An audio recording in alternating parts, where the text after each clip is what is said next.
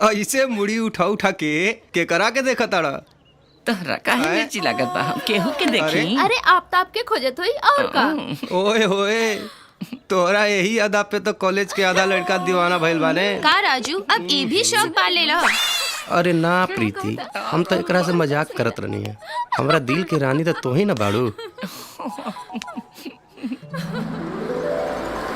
ई देखो श्वेता और नेहा आ गई। चलो चलो चलो ना।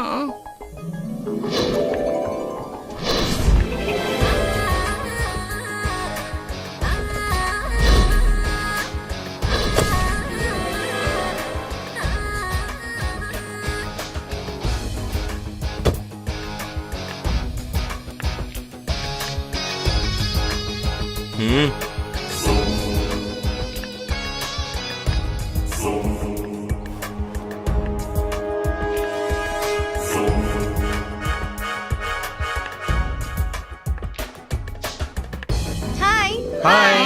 कैसे हो? चलो क्लास चले। हाँ, हाँ, चलो। अरे रे रे रे रे। विक्रम, ई का बदतमीजी है, लौकत नहीं का? अरे हमर जान, लौकत ना तो ये भौरा कली पे मडराइत कैसे?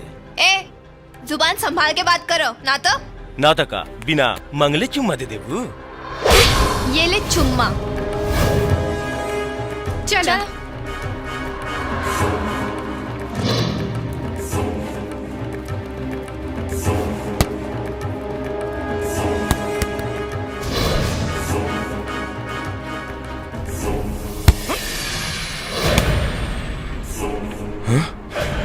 आफ्ताब,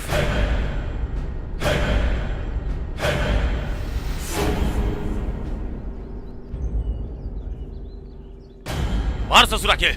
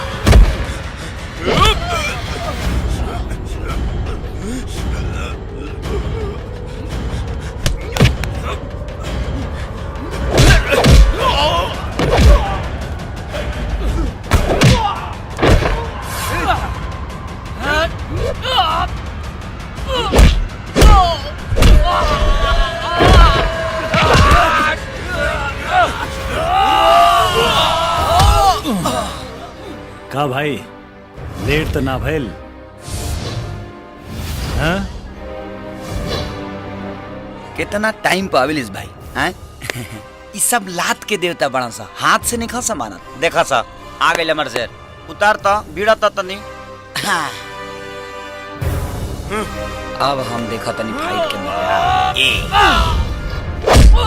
यस ओके। लात वाले इधर आओ भाई। हाँ।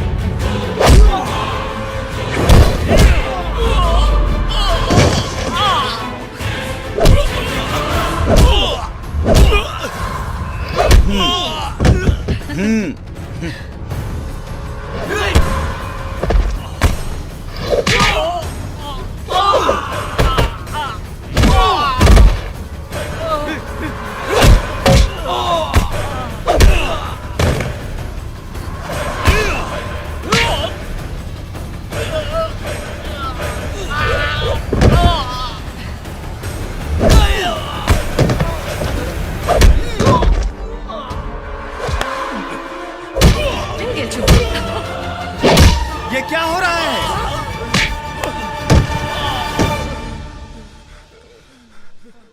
ये कॉलेज है या लड़ाई का मैदान?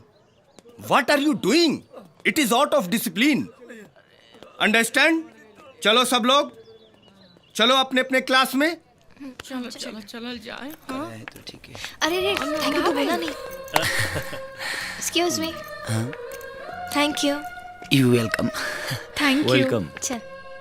अरे hi I am Shweta. Hi I am Neha. विजय।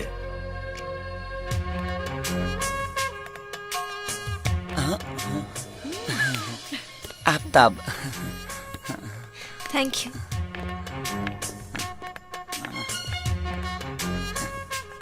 भाई कुछ गड़बड़ लागत है भाई। हाँ हमरो ऐसे नहीं बुझाता। चल। चौधरी तोरा मालूम है कि चुनाव आ रहा बा? देख कौनो भी हालत में 5 साल खातिर विधायकी के कुर्सी हमरा फिर से चाहिए। हाँ सुन लिया वो कहना हमारे वो विपक्षी पार्टी के नेता के गिरधारी महतो सरकार। महतो जे बा वो पैसा पानी के जैसन बहा रहल बा। रउआ चिंता काहे कर रहल बानी विधायक जी? बॉस रउआ इतना करी कि शहर के बाहर वाला जौन 20 एकड़ जमीन लफड़ा में फसल बा ओकरा के होम मिनिस्टर से कह के रफा दफा करा दी। फिर देखी राउर चुनाव में रुपया नदी के धार लेखा बोही हो। वाह ई भइलू बात। शेर पास सवा शेर। अब जाके हमरा पता चलल कि चौधरी साहब अब विधायक जी के रिश्ता काहे अटूट बा। बहुत बड़ गया बिजनेसमैन बड़ा हो तू। ठीक बा चलो तोर काम हो जाए। अरे रे रे रे हमर बेटी हमर छोट मोट खिलौना कैसन रहल कॉलेज? बाबूजी आज तो कॉलेज में गजब हो गए। एगो लड़का हमरा के और नेहा के छेड़े के कोशिश कैलस। तब तक हमरा ही क्लास के दुगो लड़का हीरो जैसन एंट्री मार के ओकरा के ऐसन धोलन के पूछी मत। अगर प्रोफेसर साहब ना रहती तो आज तो ऊपर ही जाए वाला रहे। अच्छा। हाँ और ना तो का। अच्छा तो एक काम करे बेटा, काल जब कॉलेज जाइए ना तो हमरा तरफ से उस सबके बहुत बहुत धन्यवाद दिया। जी बाबूजी। है ना? अच्छा अब जा जाके कपड़ा उपड़ा चेंज करा और कुछ खा पी लिया अमल बेटी जा।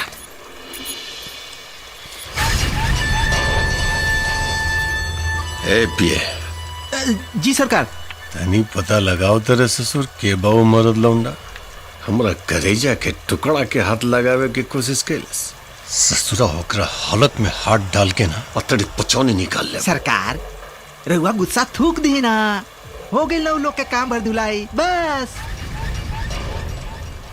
ठीक बा है ज्यादा तू दोनों लौंडा के पता लगाओ जे हमरा बेटी के बचलस। जी जो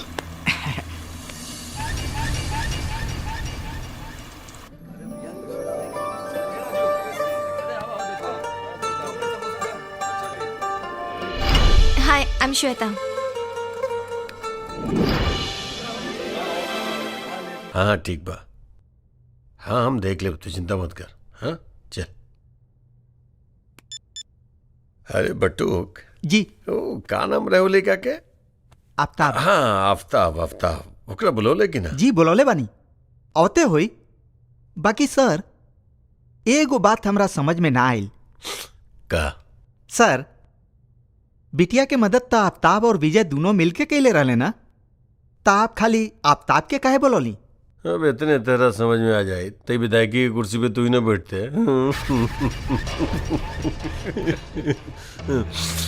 अरे भाई राजनीति के चाल सामने वाला के ऐसे ही चौंका दे।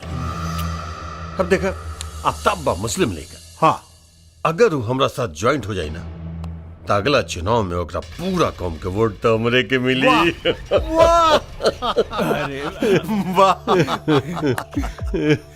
ई भइलू बात है? अब जाके पता चलल कि राजा और प्रजा में का अंतर होला। हे दरोगा नेता ही हम नेता। हाँ? जी सरकार। नीति और कूटनीति के बारे में हमरा अच्छी तरह से मालूम बा। हमरा मालूम बा कि बारूद पटाखा में ज्यादा होला कि बम में। हाँ अरे ससुरा आफ्ताब तब बारूद के ढेर बा ई जब फटी बड़का बड़का के फट जाई।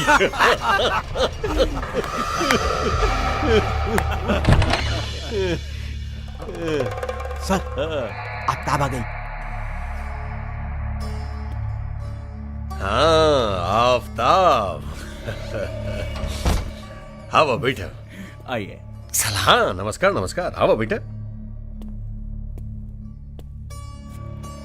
हाँ आफ्ताब। हाँ बोला काले बा ठंडा गरम कुछ। जी ना सब ठीक बा, कुछ ना चाहिए। बड़ा बहादुर लेके बड़ा तू। काल सुननी की हमर बिटिया के बचावे खातिर कॉलेज में बड़ा उठा पटक कैला। जी हमको समझ नहीं ना। श्वेता हमरे बिटिया बाड़ी, हमरा वो बतौलस तोरा बारे में तो हम सोचनी की बुला के एक बार मिल लिया जाओ। हाँ अब तोरा जैसन लड़का पे खास तौर पे हमर निगाह रहेला, एक मन में इतना अच्छा विचार होके। जी धन्यवाद। आफ्ताब अगर हमर मानत तू हमर पार्टी ज्वाइन कर ला। अब भाई देखा थोड़े जैसे नौजवान के तो पूरा देश को जला। जी पहले पढ़ाई तो पूरा कली, ओकरा बाद में सोचब। हाँ बिल्कुल सही बात। ई भइलू बात एकदम ठीक। विधायक जी पहले पढ़ाई फिर कमाई, तबे नु देश आगे जाई। सलाम।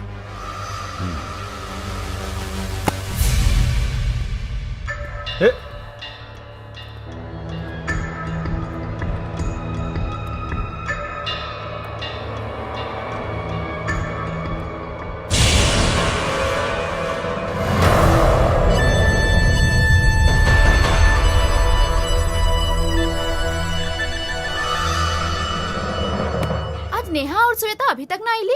आ जाई है, कोनो कॉलेज बंद हो रहल बा का? और देखा ना हमारा आफ्ताब भी अभी तक आयल ना। तू का हमेशा आफ्ताब आफ्ताब करत रहलू? तोरा का उनका घर का रानी बने के बा का? ओए माँ देखा राजू, हमरा के ना हर वक्त मजाक अच्छा ना लागेला। ई दिल के मामला बा, तोहरा समझ में ना आई। ऊ देखा एगो जोड़ी ता आ गई। हाय आज अकेले अकेले? अरे अकेले अकेले का, साथ में नेहा नहीं की देखा। ना ना, हमरा कहे का मतलब ही रहे कि आखिर आफ्ताब बाड़े कहाँ? अरे वो देखा आवता। हाय हाय। अरे आफ्ताब श्वेता के साथ कहाँ से आवता रे? इनके घर से। का श्वेता के घर से? ओहो मतलब मामला सेट।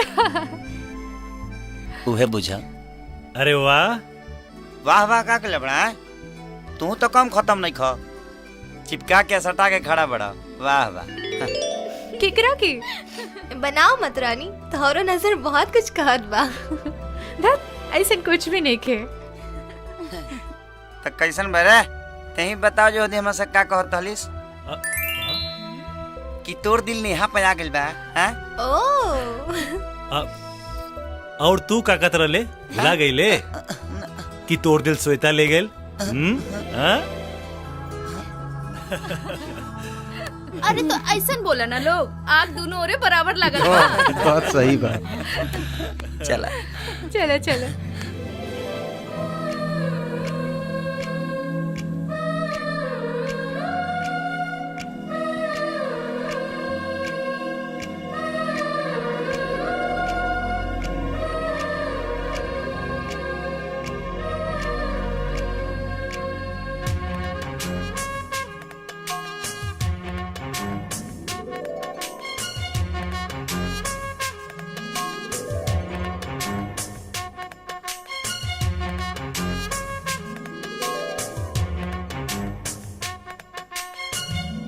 तब देख हम कहता नहीं ई नेता लोग के साथ काम मत करा। काहे? अरे भाई ई राजनीति बड़ खराब चीज होला और नेता लोगन के कोई ईमान ना होला। आजकल के राजनीति के बारे में के नेखे जानत, जे जितना बड़ गुंडा वो उतना ही बड़ नेता। अरे यार ये सब बात छोड़ना यार, ये सब बात भाई से मत बताइए न तो अलगे गावे लगी। ठीक बा। और अब की जम के पढ़ाई करे के बा। हाँ बिल्कुल बिल्कुल। हाँ अब की लिखे के बा खूब हमरा। एकदम लिखे के बा भाई। कलम तोड़ देवे के बा हमरा। अरे एक कलम ना, 4 कलम तोड़े के बा। हाँ हाँ माई। ठीक बा की लिखल जाए। हाँ बिल्कुल बिल्कुल। इला लोग दूध पीला और इतना रात तक जागे के कोनो जरूरत नहीं खे। ला दूध पिया, परीक्षा कपार पे बा, सुबह जल्दी से उठे के बा। ला सुत जा। हाँ हमरे विचार से तो हमनी सबके पिकनिक पे जाए के चाहिए। वाह वंडरफुल, हमारा दिल भी कुछ ऐसा नहीं कहा तुमने। बस बस हो गई फैसला, कल हम सब लोग पिकनिक में जाए। लेकिन आफताब ना जाए तो हम ना जाए।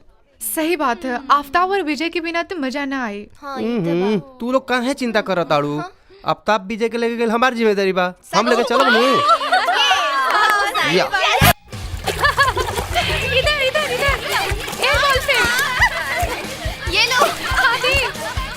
ए इधर से मजा आ रहा है। ये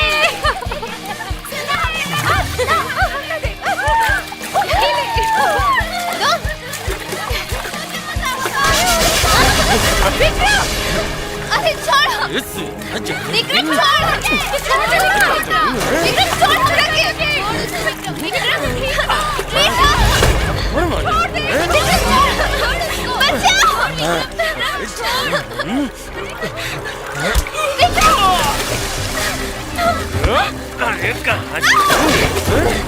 विक्रम, छोड़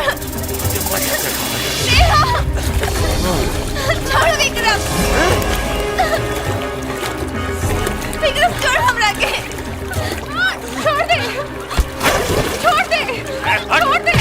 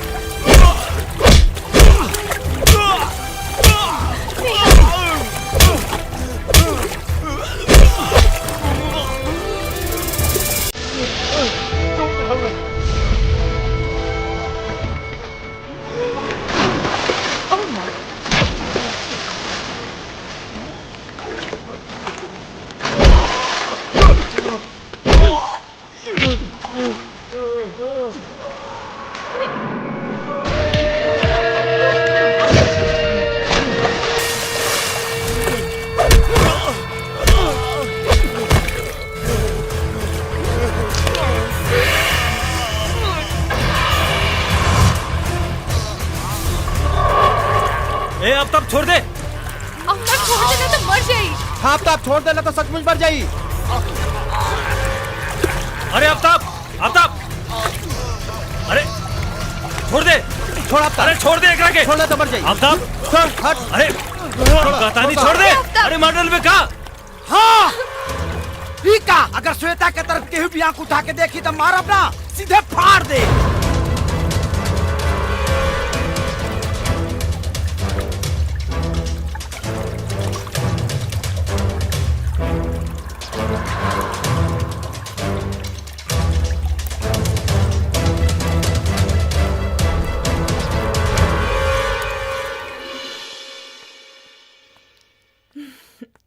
ई देखा इतना दिन चढ़ गईल, अबहिन ले नींद ना खुलली नहन के। आफ्ताब, आफ्ताब, विजय, विजय अरे बेटा, सूता था। आफ्ताब उठ।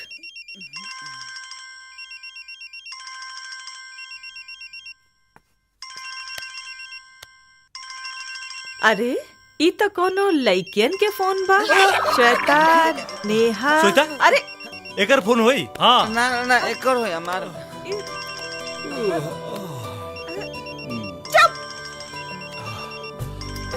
चुपचाप उठ के चाय पी ला लोग और नहा धो के तैयार हो जा। परीक्षा खत्म हो गई तो एकर मतलब ई ना कि आवारागर्दी शुरू कर दे लोग।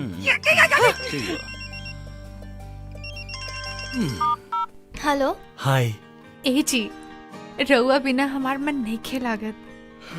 हमरो ए जी, तोहरा याद में हमके रात भर नींद ना आई। हमरो हमरा मिले के बहुत मन करा था। हमरो पूरा रात जगला से हमरा दहिया पी रहा था। हमरो सुनी ना, हमरा वो चाहिए। हमरो पूरा ऊपर से नीचे तक दुखाता।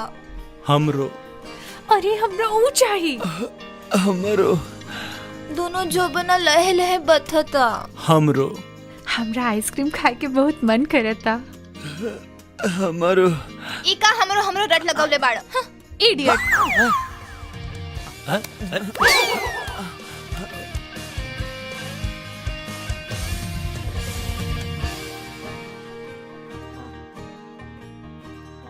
का कहले रे हमरे वाली से?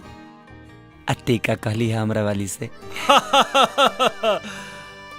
हम तो खोल देहनी तोर सारा पोल। हमहू खोल देनी है तोरा वाली से। तोर पोल। केकर पोल? तोर पोल। हमू खोल देनी तोर वाली से पोल।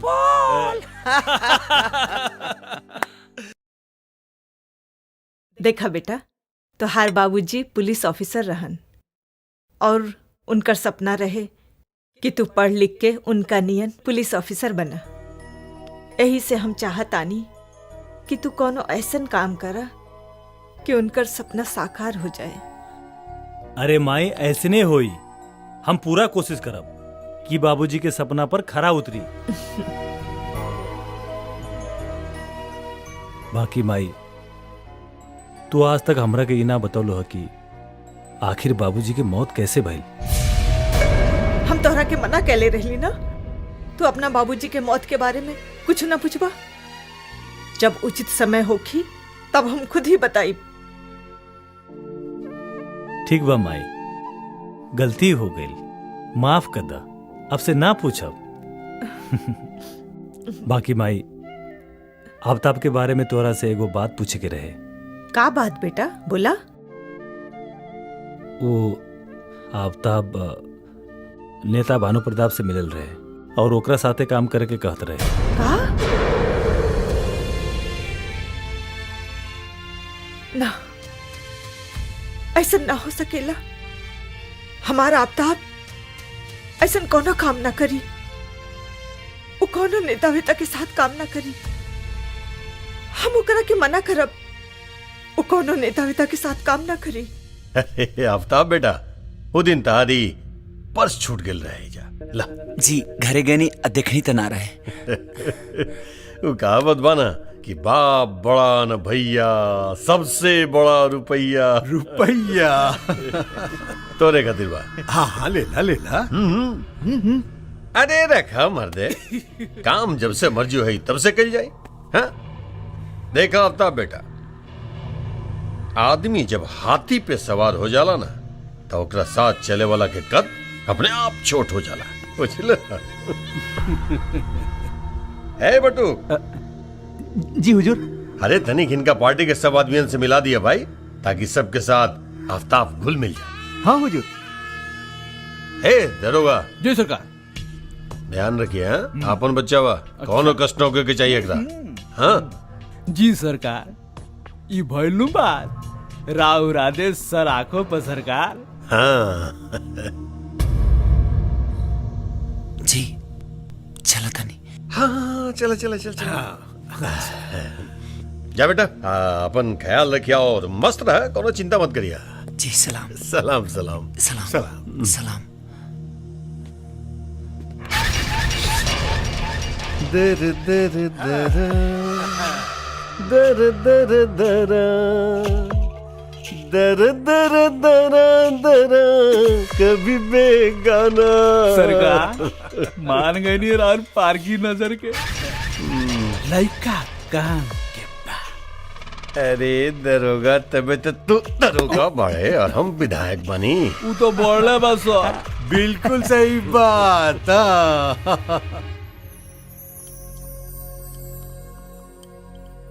अगर तोरा माई के हम पसंद ना आई नहीं तो तारों के छोड़ेंगे परी का?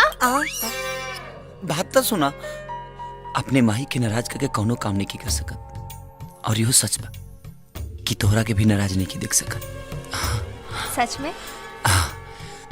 हम तोहरा खाते अपने माई के गोड़ पर नाक तब तक रगड़ब जब तक ले के स्वीकार न कर लिए। मतलब हम तोरा सच में पसंद बानी। I love you। I love you too। वापस कर दे जाके ये पैसा, और खबरदार कोनो नेता वेता के साथ काम करे की कोशिश कैला तो।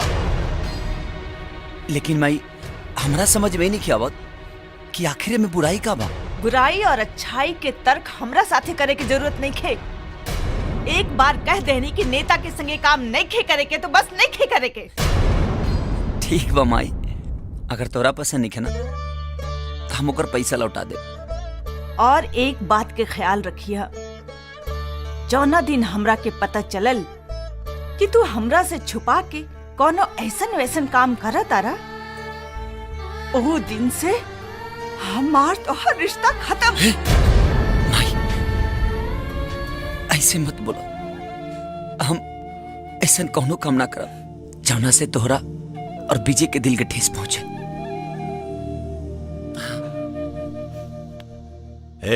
ये का सुने तानी रे हम? हाँ? रउआ एकदम ठीक सुनता नहीं सरकार। वो अब तबो अब रउआ साथे काम ना करी। हाई देखी राउर पैसा लौटा देलस।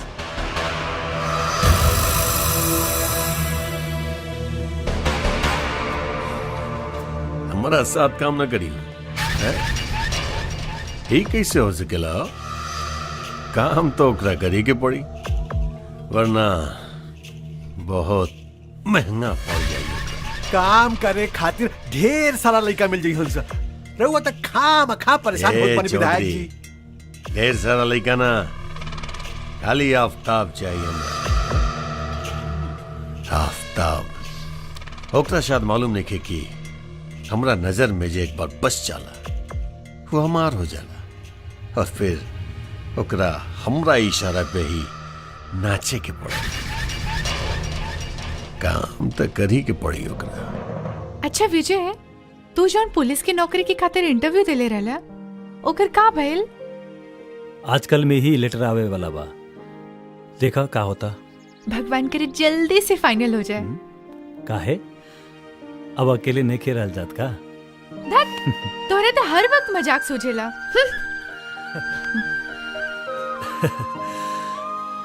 अरे हमार जान, नाराज काहे होत बाड़ू? सच तो ई बाकी अब हमरा से भी अकेले नहीं खे रहल जात। जा, हम तेरे से बात ना करो। खैर ये सब छोड़ा, एगो बात जाना तारू का? आफ्ताब श्वेता के बाबूजी से मिलल रहे, और श्वेता के बाबूजी आफ्ताब के आपन साथे काम करके कहत रहले। आफ्ताब तो रेडी हो गल रहले, लेकिन माए अपना कसम दिला के कहली कि कोनो नेता वोता के साथ काम करे के जरूरत नहीं खे। तो ठीक तो कहली माई, आजकल के नेता सन के नहीं खे जानत। ये बात तो हमू आफ्ताब के समझोले रही, पर पता ना वो काहे काम करे खातिर तैयार हो गई। लेकिन एगो बात हमरा समझ में नहीं खे आवत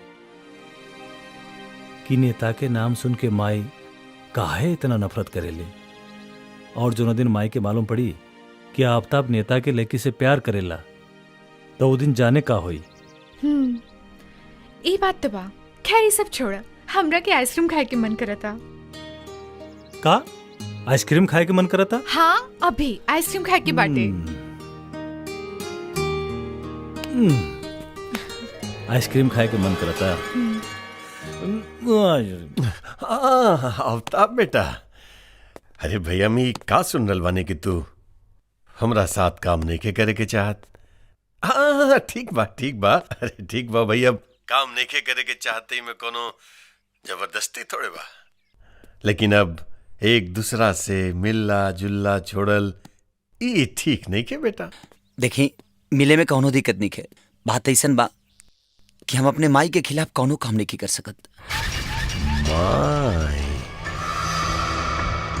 हाँ बेटा, हम अपन माई के इच्छा के पूरा कैल ही ता असल बेटा के फर्ज होला। अच्छा बा। साहब, राव लेटर। एक काम करे बेटा, कल हमनी के एक पार्टी बा, आजा तू मिले जुले खातिर। जी ठीक बा, हम जरूर आ जाब। जी प्रणाम। एजा साइन कर दी।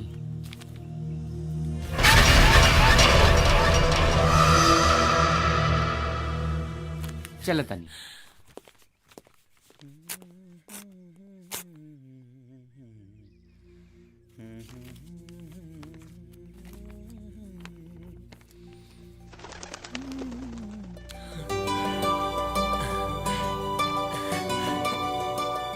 माई माई हाँ बेटा का बात बा? माई अरे बतावा ना का भइल? माई का हमनी के विजय इंस्पेक्टर बन गई। इंस्पेक्टर बन गई? विजय ये देख देख माई, हमनी के विजय अब इंस्पेक्टर बन गई। हाँ विजय का बात है भाई, बहुत खुश दिख रहल बाड़ा लोग। ला खुदे देख ला।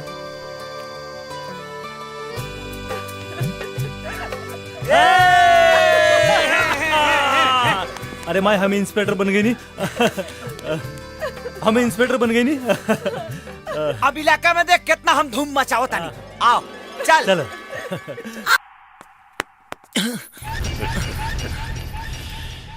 ठीक रहली ना, मजा आयल? हाँ?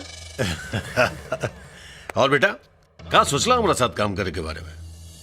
जी हम अपने माई के खुशी खाती कुछ भी कर सकत नहीं, ओकरा खिलाफ नहीं की जा सकत। और हमारे माई के आदेश बा कि हम रोल इनके साथ ही काम ना करें। अरे रुका रुका, ऐसे किसे बेटा हमारा पास आयल बड़ा? अरे नाच गान तो हो गई, अब तने कुछ खान पान भी हो जाए। हाँ जी ना। आवा आवा, शर्मा मत, आवा। अरे ज्यादा सोचे के ना बेटा, बैठा मंत्री।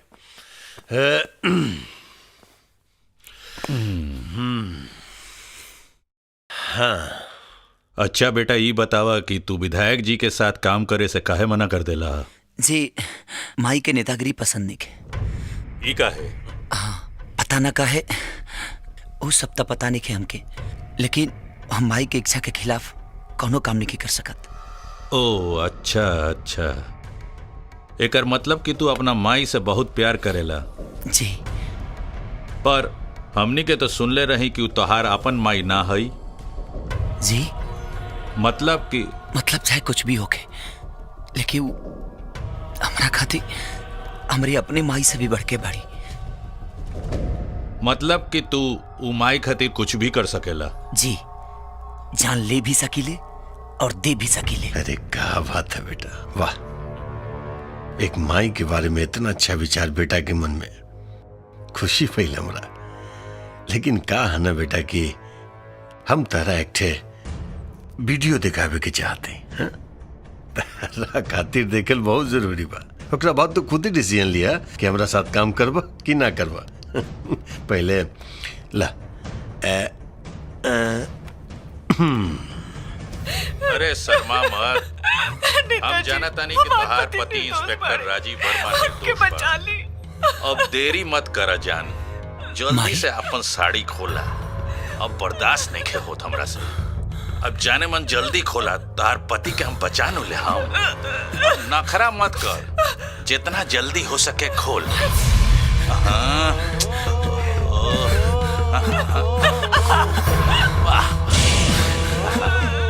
आगे आगे माई फिर नखरा करे लगलू। अरे जल्दी खोल।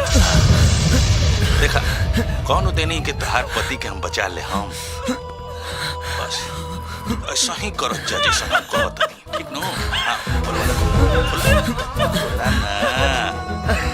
जल्दी। शाबाश, बहुत बढ़िया।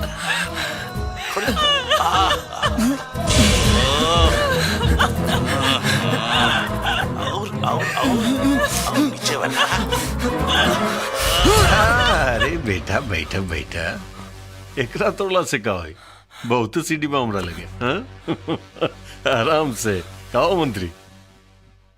और जाना तड़ा में आवाज के करबा? वो आवाज हमार ह। मंत्री शांत हो जा आफ्ताब, शांत हो जा। अगर तू चाहताड़ा कि सीडी के किस्सा हमनिए के 3 आदमी भिरी रहो तो जौन हमनी के कहतनी उहे तू कर, ना तो कल पूरा बाजार में एकर कॉपी फैल जाई और फिर पूरा दुनिया देखी सीडी के। आगे तू खुद समझदार बड़ा, तू का करल चाहबा। और हाँ बेटा, ये तेवर जौन बा तोहार जे हमनी के लगे दिखौला ये तनिक हमनी के साथ काम करे में दिखौता ना तो तहरो भी फायदा होइत और हमरो फायदा हो जाइत। आराम से ठंडा दिमाग से जाके घरे सोच के ओकरा बाद आके जवाब दिया। जा बेटा आराम से सोचिए, जा।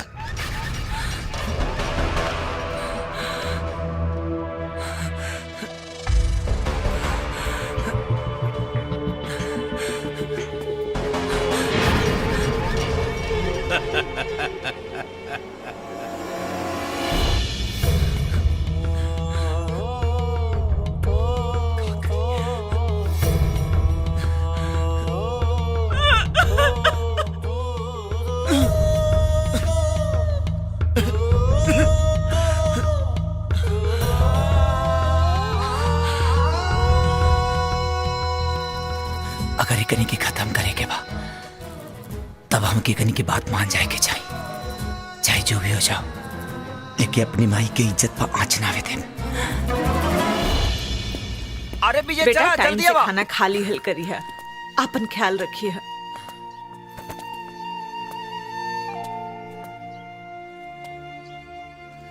माई, बचपन से लेके आज तक हम तो दोनों के साथ ही रहनी है, कभी हम अलग ना रहनी है। और आज अचानक ना जाने क्यों बिल्कुल नीक नहीं खिलागत। बेटा तू दूर कहाँ जान पाड़ा, तू तो अपने बाबूजी के सपना पूरा करे जान पाड़ा। आफ्ताब के और हमार चिंता ना कर, दिल छोटा ना करा बेटा, उदास मत होगा। और बेटा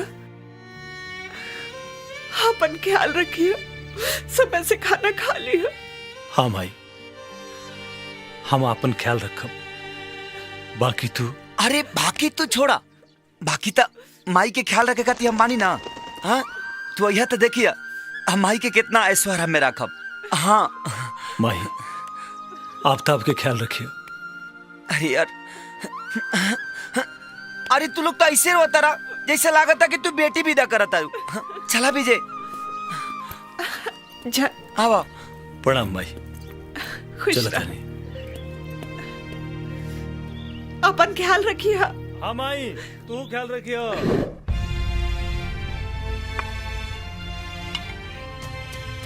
अब समझ में आई कि उस दिन के रात माई यही लोगन के पास से भाग गया होता है और हमसे और हमारी अम्मी से टकरा गई।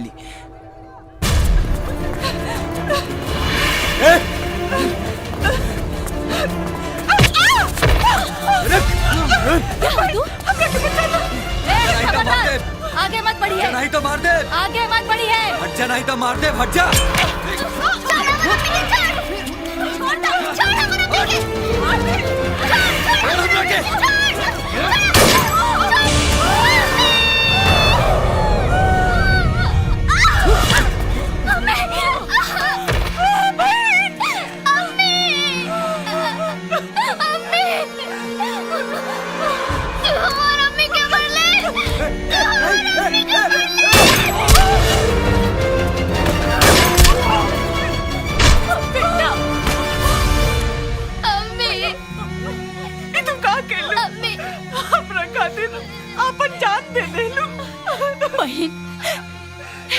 जान तो खुदा के अमानत होला और जब तक उनका इशारा ना रहेला तब तक इस शरीर में रहेला।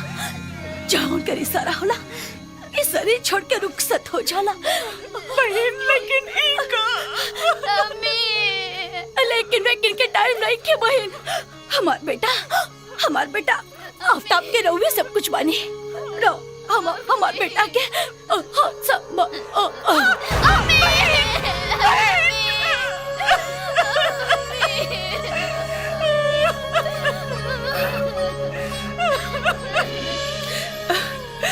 आवा आवा बेटा, बैठा।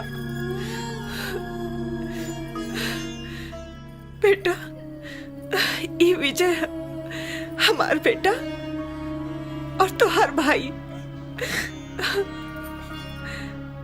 हाथ से तू हमार दूसर का बेटा बड़ा बेटा। जैसन विजय वैसन तू। हाँ, लेकिन विजय से ज्यादा तू हमरे दिल के करीब रहबा। बेटा, एक बात याद रखिए, ये सब बात विजय के कबो न बताइए। हाँ, और तू भी सब भूल जा बेटा, भूल जा।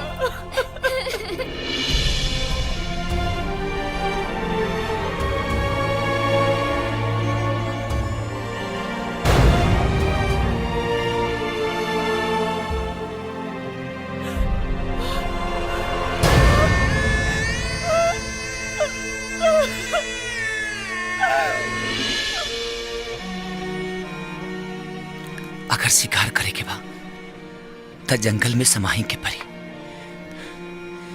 अगर ये दुगलन से बदला लेवे के बना देखनी के घर में घुसे के परी। अब एकनी से एक माई के ना 2 माई के बदला लेवे के बाम के। तू ठीक कहताड़ा आफ्ताब, उन्हन के सबक सिखावे खातिर करल जरूरी बा। तू आगे बढ़ा और तुहारी दोस्त हमेशा तुहार साथ दे। चौधरी, तोरा भी लो 7 साल पहले के लड़की की बात याद बा?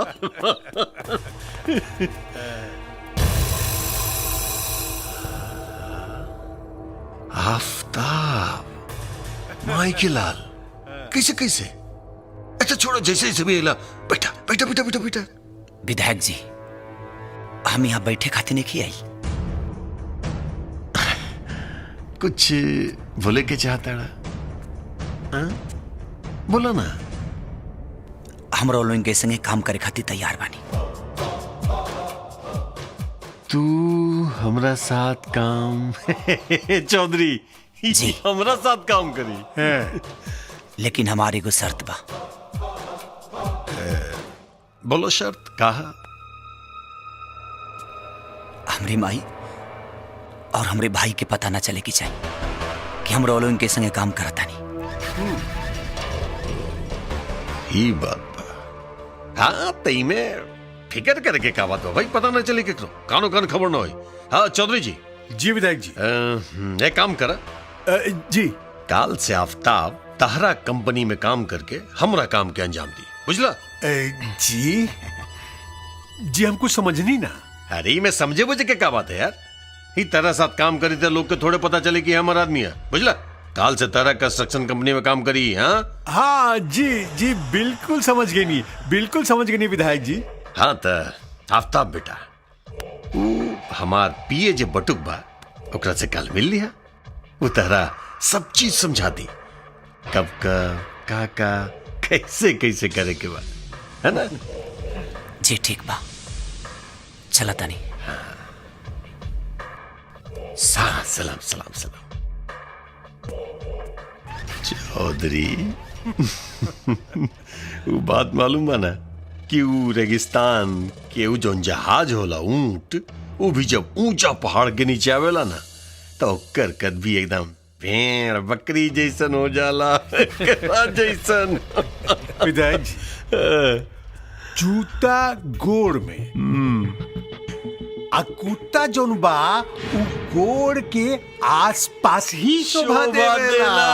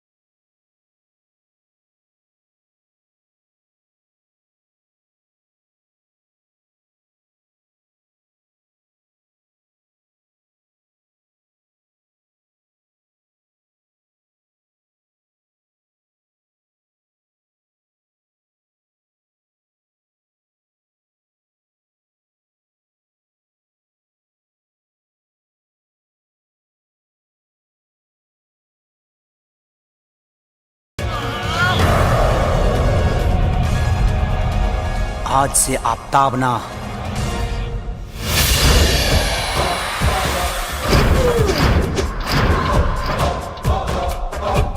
अब्बू।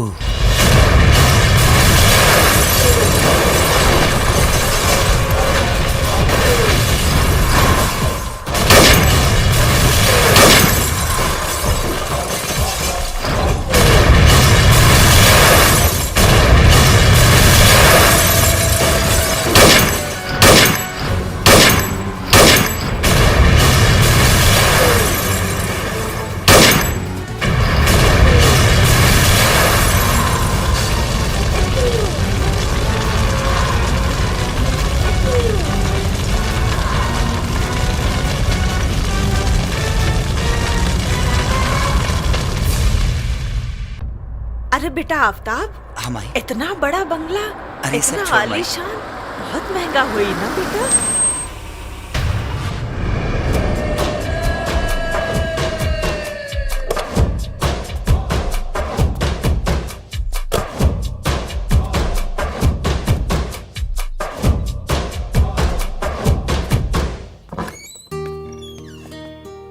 सलाम साहब। सलाम मालकिन।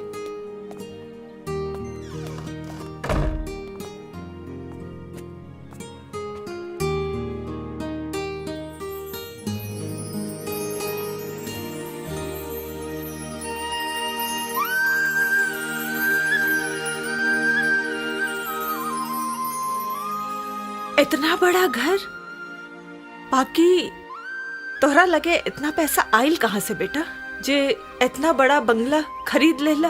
माई वो सब छोड़ा, ये बतावा कि तोहरा घर कैसा लगल? घर तो बहुत अच्छा बा, बाकी बेटा बाकी के कुछ ना। चलाओ बैठ, चला। देखा हमार मालिक हमारा काम से खुश होके ई घर हमके इनाम में देले बड़े। और हाँ, तो के अपना बेटा पर भरोसा नहीं के? हाँ चला बैठा। बेटा हमरा के भरोसा बा, बाकी यही उम्र में तो गलत रास्ता पे कदम जाला, यही से पूछली हूँ कौनो गलत सलत काम तो नहीं खे करत बाड़ा ना? माई हम कौनो ऐसा काम ना करब जमना से तुहार सर झुक जाए। हाँ मालिक। हाँ बाहर एगो पुलिस वाला आइल बा। हाँ पूछा था आफ्ताब के नयका घर ये है का? पुलिस? बाकी पुलिस का है? ठीक बा, भेज दो। जी साहब। अरे माई डीजे। और भाई वाह, खुश रहा बेटा। अरे यार तू तो हमारे डरवाइए दिला एकदम से। काहे कौनो मर्डर कैले बड़े का? अरे ना यार, ऐसा कौनो बात नहीं के ना। घर में पुलिस वाला देख के ता केहू भी डेरा जाला। अच्छा ये बता, ये सब हुलिया माई? हाँ अरे विजय, बात ऐसा बना, बिल्डर लाइन में ये सब हुलिया बनावे के पड़ेला, कंपटीशन के जमाना बा, बुझाइल। और माई देखा अपन विजय वर्दी में कितना खूबसूरत लागता। हाँ बेटा, आज तो हर बाबूजी रहतन तब फूला ना समझतन तारा के देख के। माई एक तब विजय कितना दिन बाद घर आइल बा और तू ओकर स्वागत आंसू से करत तारू। हाँ अरे पगला, ये खुशी के आंसू बा जौन आशीर्वाद बन के हमरा आंख से बह रहल बा। चला विजय आओ तो। हाँ बेटा।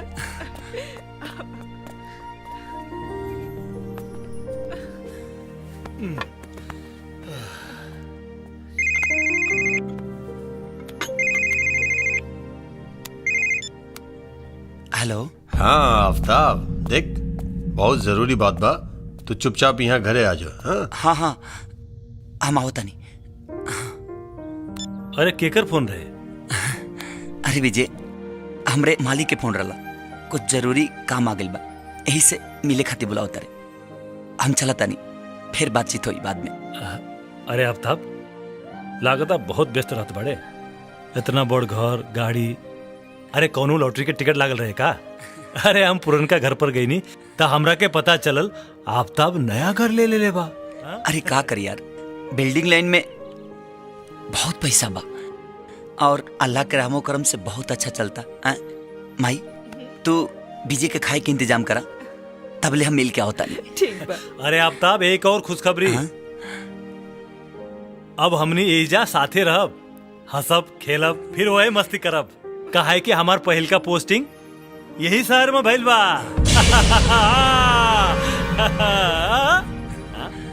हाँ भइल। अरे हाथे भाई। हाँ हाँ, अच्छा माई। हाँ बेटा। बीजे के खाना वाना खियावो, तब तक ले हम मिल के होता नहीं। ठीक बा बेटा।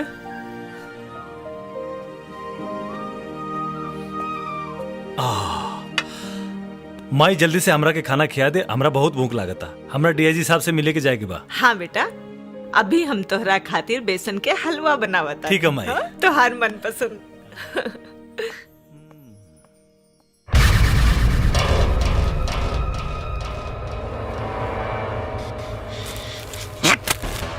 ससुरा, यह कुताव माधव शुक्ला हमरे पार्टी में रहेला और ससुर हमरे पत्ता काटे के चक्कर में लागल बा।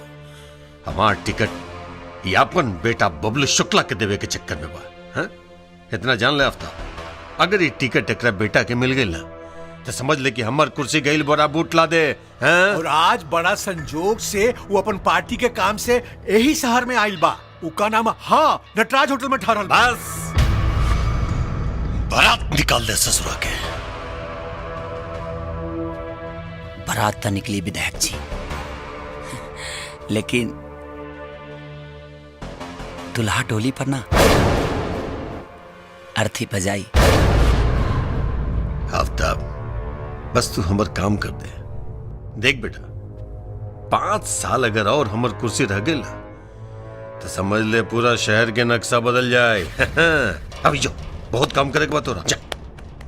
सलाम सलाम सलाम सलाम। ए चौधरी जी, का कले रली तो रहो कि आफ्ताब ससुरा बारूद के ढेर बा। फटी तब पता न कितना कितना के फाड़ दी। साहब बोलो। इंस्पेक्टर तिवारी जी फाइल भेजोलन है। सर सुना में आवत था कि हमने के थाना में कोनो नया इंस्पेक्टर साहब आवत बानी का। तुमने सही सुना है, उसका नाम इंस्पेक्टर विजय है और वो इसी शहर का रहने वाला है। ये तो बड़ा नीमन बात सुनावली सर। अब हम जाए सर। जाइए।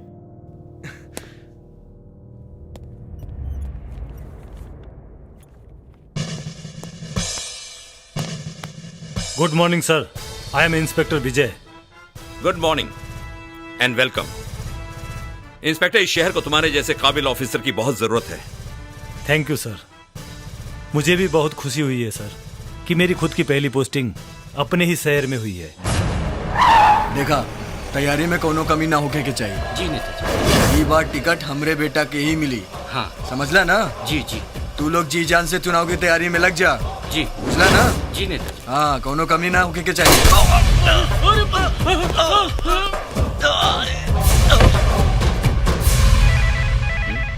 Excuse me. हेलो। जय हिंद सर। हाँ बोलो तिवारी। सर अभी अभी पता चला है कि नटराज होटल के सामने एमपी माधव शुक्ला जी का कौन हत्या कर दिया है। क्या? जी सर। ठीक है, तुम फौरन वहां पहुंचो।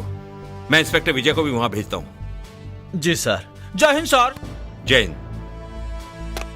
क्या हुआ सर? नटराज होटल के सामने किसी ने एमपी माधव शुक्ला को गोली मार दी है। तुम एक काम करो, फौरन अपने सिपाहियों के साथ वहां पहुंचो। ओके सर।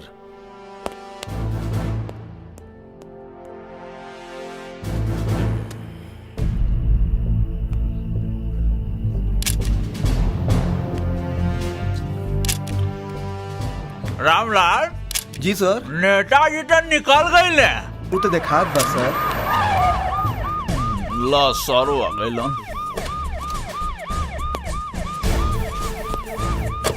जय हिंद सर। जय हिंद सर। जय हिंद सर।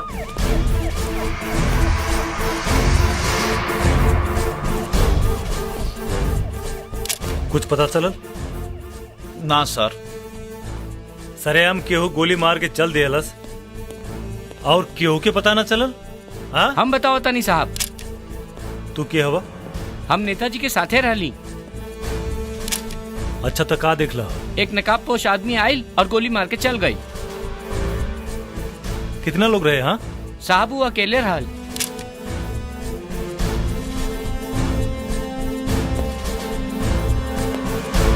विजय हुआ क्या था? सर अभी तक कोई ठोस सबूत नहीं मिला है, लेकिन वहाँ के स्थानीय लोगों से मालूम पड़ा है ये सब के पीछे नकाबपोश था। इसका मतलब है कि इस वारदात को भी अंजाम अबू ने दिया है। जी सर। एक्सक्यूज मी सर, वन क्वेश्चन। क्या शहर में खून खराबा इसी तरीके से होता रहेगा? ऐसा कुछ भी नहीं है। कुछ लोग इसके पीछे हैं और हम ये वादा करते हैं कि उनकी मंशा को कभी पूरा नहीं होने देंगे।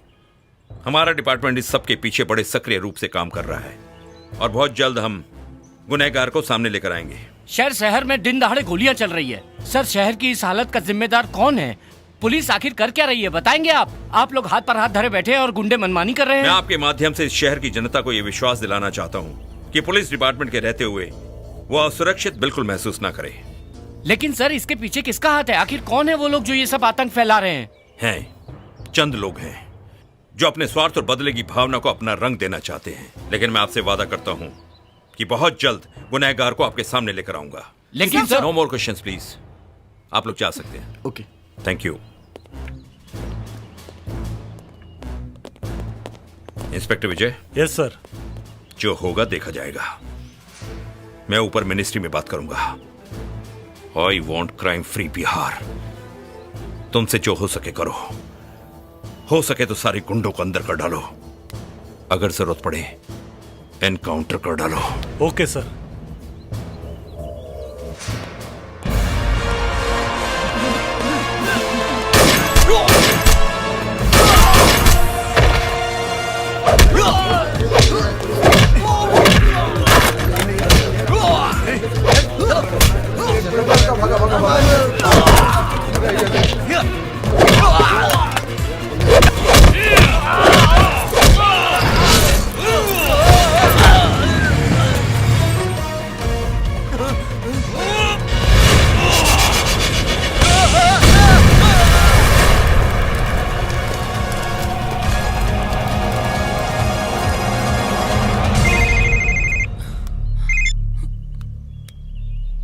हाँ राजू बोल।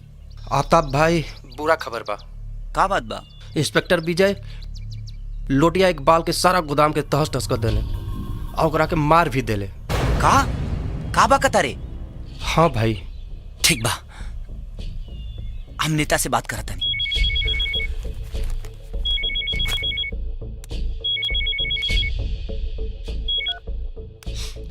हाँ बोल आफ्ताब।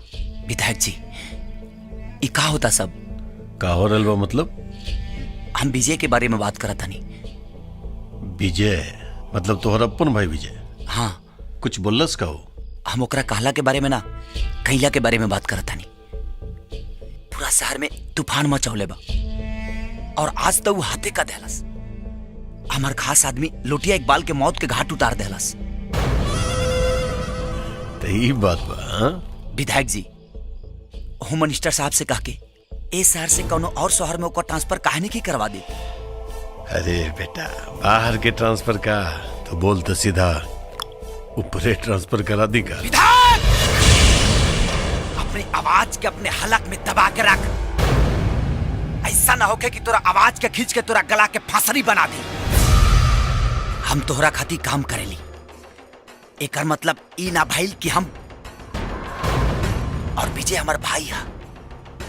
आइंदा अगर विजय के बारे में कुछ भी बोले की कोशिश कैले ना तो सोच ले तोर बूटी बूटी काट के कुत्तन के खिला दे। अजब कुत्ता की औलाद, हमने कुत्ता और हमने पे भाव हो हैं? ऐसे टेटवा दवाई में ससुरा कि ऊपर के सांस ऊपर और नीचे के सांस नीचे अटक के रह जाए। दुगला ससुरा चुप।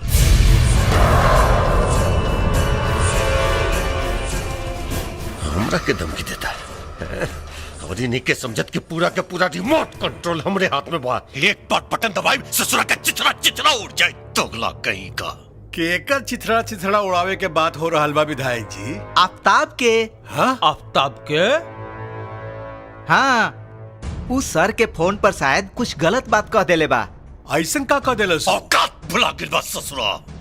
चेतावनी देता हमरा कि हम जीवान खींच के गर्दन के फसीदी बना दी। अरे बीच चौराहे में दोगला के पिछवाड़े में डंडा डाल के ना खड़ा कहनी ना तो भानु प्रताप नाम ना हमार। एकरे कहल जाला विधायक जी कि सांप के कितनो दूध पियावा लेकिन वो फुफकारे से बाज ना अगर फल लेके ना कुचल दे हम। अब देखल जाए कि का हो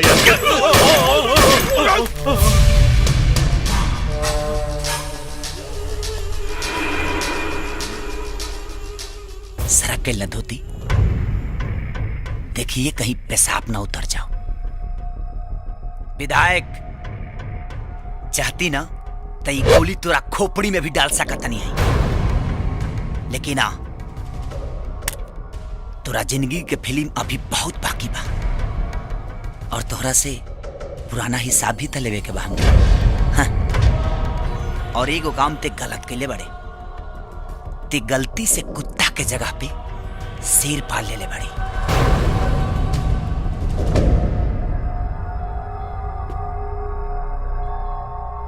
और जोन जहिया इसे आदमखोर हो गई ना ता काटी ना सीधे फाड़ दी।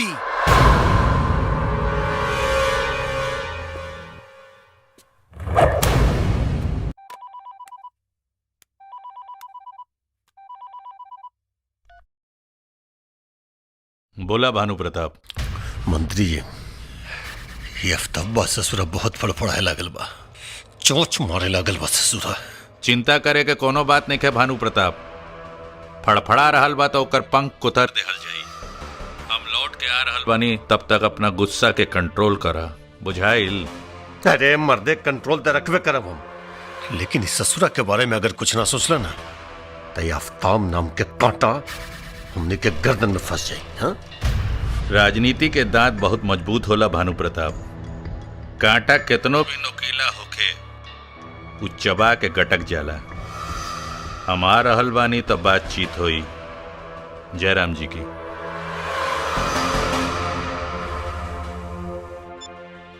वेल डन विजय, वेल डन। तुमने बहुत अच्छा काम किया है और पूरे पुलिस डिपार्टमेंट को तुम्हारे ऊपर फक्र है और मुझे उम्मीद है कि आगे भी अच्छा काम करके तुम पुलिस डिपार्टमेंट का नाम रोशन करते रहोगे। थैंक यू सर। पापा, शहर में हर पुलिस वाला अगर विजय की तरह हो जाए तो शहर में गुंडों का जीना मुश्किल हो जाएगा। नेहा बिल्कुल ठीक कह रही है। सर मैं इस उम्मीद को कभी टूटने नहीं दूंगा। विजय, मैं भी यही चाहूंगा। पापा मैं अभी आई। अच्छा सर, चलता हूँ। I am proud of you Vijay. Thank you सर।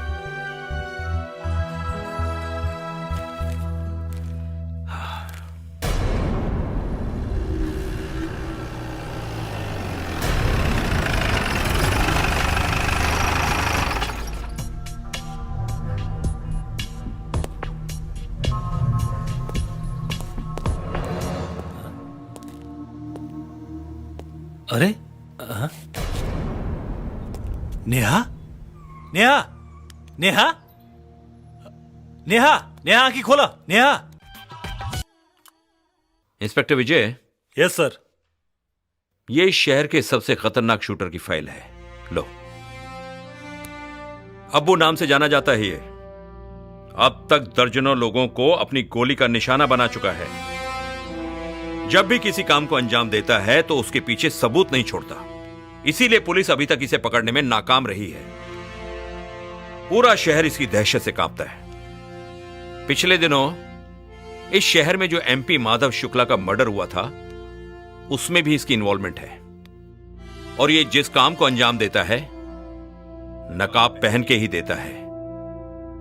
इसीलिए अभी तक पुलिस की गिरफ्त से बाहर है। इस नकाब के पीछे आखिर कौन हो सकता है सर? यह पता लगाना ही तो पुलिस का काम है। लेकिन इतना अनुमान लगाया गया है कि इसका ताल्लुक कहीं ना कहीं विधायक भानु प्रताप से है, क्योंकि अभी तक जितने लोगों को इसने मारा है उनकी दुश्मनी विधायक भानु प्रताप से ही रही है। सर कहीं ऐसा तो नहीं कि ये विधायक भानु प्रताप के लिए काम करता हो सकता है। अपराधी चाहे जितना भी बड़ा हो, लेकिन एक ना एक दिन उसे कानून के गिरफ्त में जरूर आना पड़ता है। ये भी आएगा सर, जरूर आएगा। मैं आपसे वादा करता हूं, बहुत जल्दी मैं इसको बेनकाब करके आपके सामने लाऊंगा। Go for it. Thank you सर।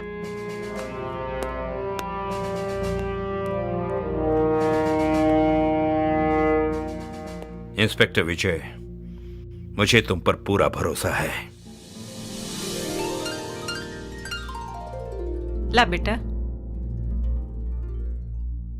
बेटा तू ठीक था बड़ा ना? तोहार ड्यूटी कैसन चलत बा? अरे माई ड्यूटी एकदम बढ़िया चला था। टीआईजी साहब हमरा के एगो फाइल सौंपले बड़े, कौनो अब्बू नाम के एगो खतरनाक अपराधी बा जे पूरा शहर के नाक में दम कर देले बा। बस ओकरे बारे में सोचत रही कि वो के हो सकेला। और हाँ माई, आश्चर्य की बात ई बा कि आज तक पुलिस रिकॉर्ड में ओकर असली चेहरा ही नहीं खे। काहे कि वो जितना भी मर्डर कैले बा नकाब लगा के कैले बा। वही से पुलिस रिकॉर्ड में जोन ओकर फोटो बा वो भी नकाब में बा।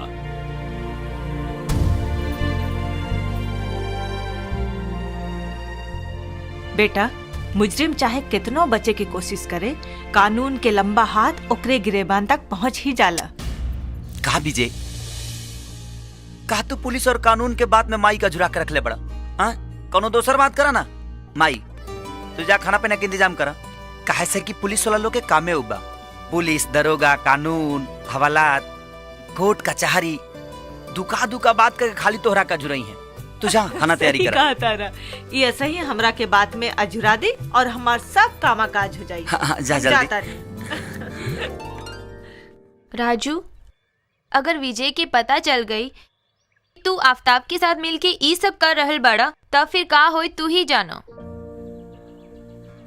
प्रीति, जैसे विजय हमार दोस्त बाड़े वैसे आफ्ताब भी हमार दोस्त बाड़े, और आफ्ताब के हम कभी ना छोड़ सकीला।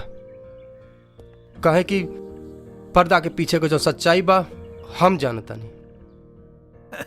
विधायक जी, भला एकरा से बढ़िया का होखी क्या हमनी के अपन दोस्ती के रिश्तेदारी में बदल दिहल जा। आज श्वेता बिटिया जैसन बढ़िया बहू भला कौन माई बाप के स्वीकार ना होखी है? मतलब आपके रिश्ता मंजूर बा? अरे बिल्कुल भाई, बिल्कुल। विक्रम हमरो बहुत पसंद बा। बाकी सरकार अगर रहुआ बुरा न मानी तो एक बार अपन श्वेता बिटिया से भी ए रिश्ता के बारे में पूछ लिहल जाए। अरे पागल, श्वेता से पूछला।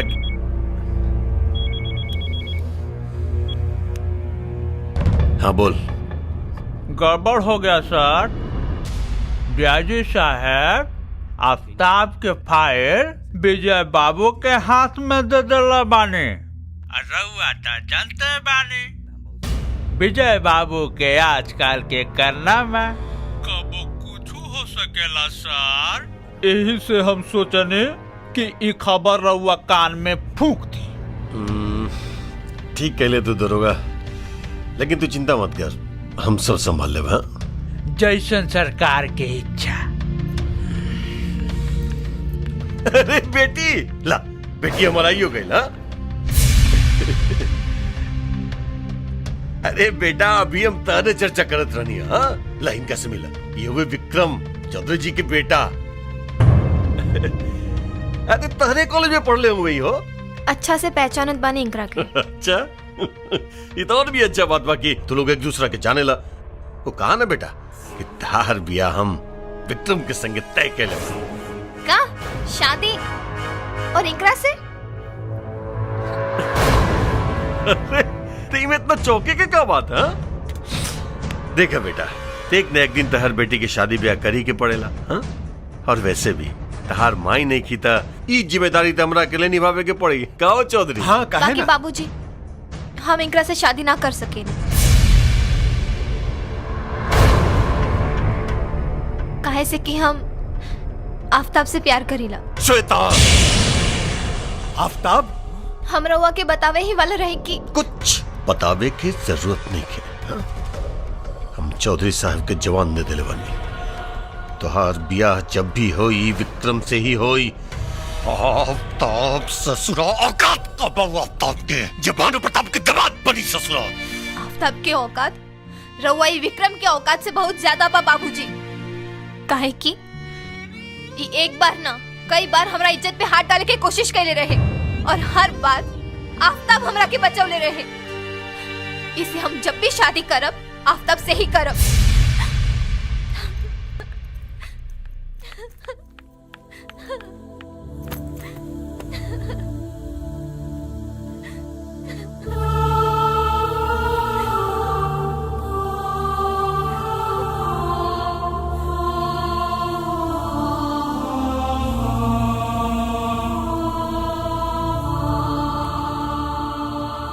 जा तो हर काम हो जाए, जा।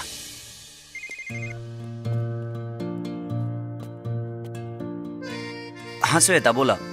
हम तोहरा से मिले के चाहता नहीं अभी। लेकिन तू इतने घबराइल काहे बाड़ू? हम मिलब तब बताए। ठीक बा बाबा, तू एगो काम करा, रात के नौका फार्म हाउस पे आ जी।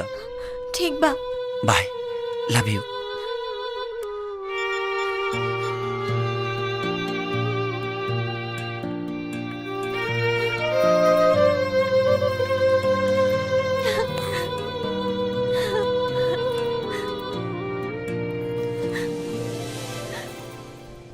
आफ्ताब, हमार बाबूजी हमारी शादी विक्रम के साथ कर रहल बाड़न। तू जल्दी कुछ कर, हम तोहरा बगैर ना जी पाए। हमनी के एक दूसरे के मिले से दुनिया के कौनो ताकत ना रोक सकेला। तू हमरा पे विश्वास रखा। Aftab, I love you.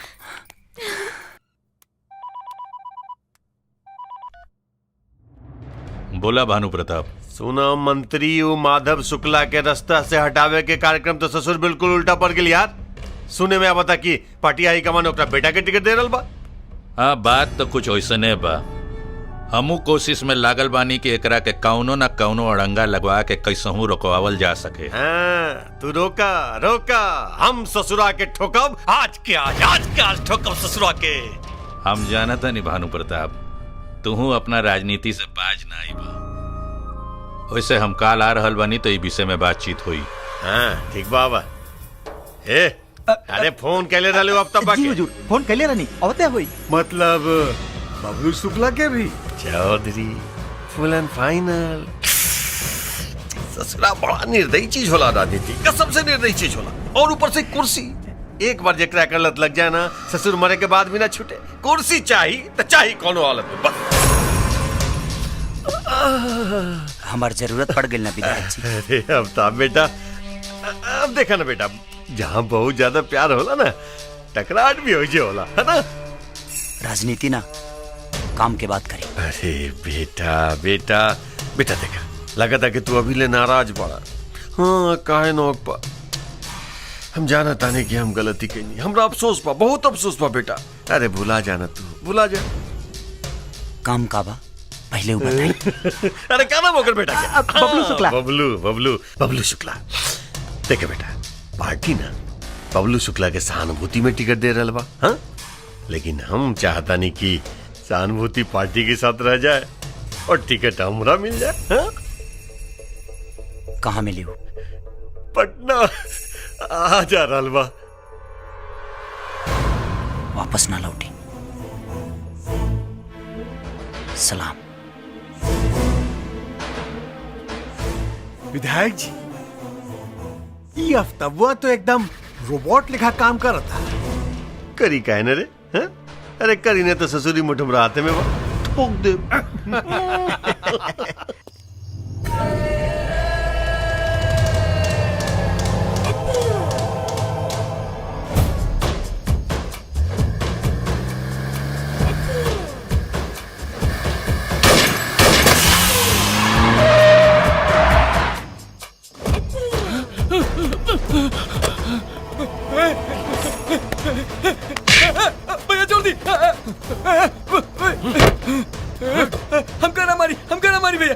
छोड़ दी, हम आपके क्या बिगड़ने हैं भैया, हमका छोड़ दी भैया, भैया हमका छोड़ दी।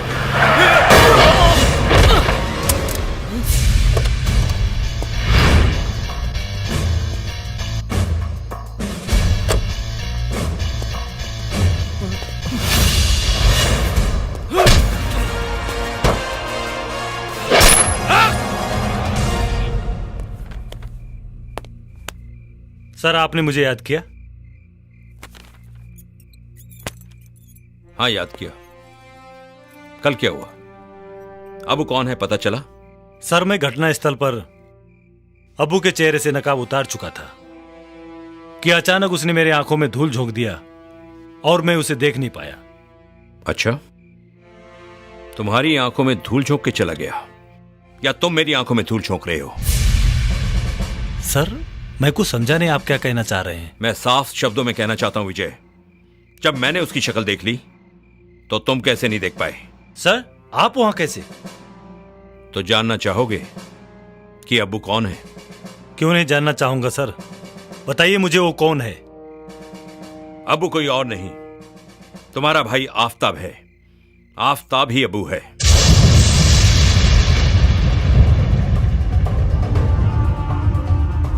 नहीं सर, आपको गलतफहमी हुई है।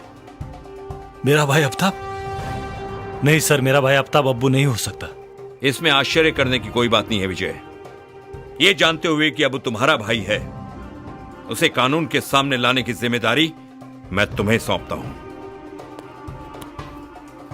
ये रही उसकी आफताब से अबू बनने की पूरी फाइल।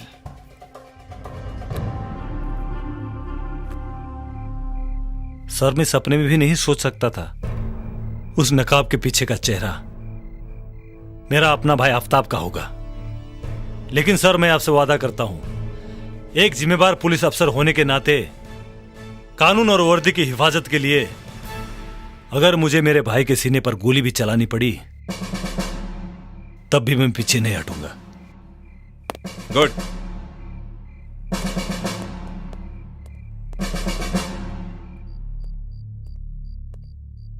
अरे बेटा आ गई ले, इतना रात के कहां से आवता रहा?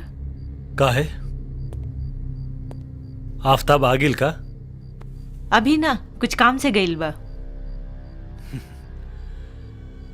काम से गईल बा? काश माई कब वो आफताब से भी पूछ लेते कि इतना रात के वो कहां जा रहा बा। पलक झपकते ही इतना रुपया पैसा धन दौलत गाड़ी नौकर चाकर ऐसो आराम कहां से आयल? का बक रहल बाड़ा, आखिर तू कहे का चाहता रहा? माई जौन हम कहे के चाहता नहीं तू सुन ना पैबू। बोल के तो देखा, माई के कलेजा इतना कमजोर नहीं खे। ता सुना, अब्बू की हो और ना,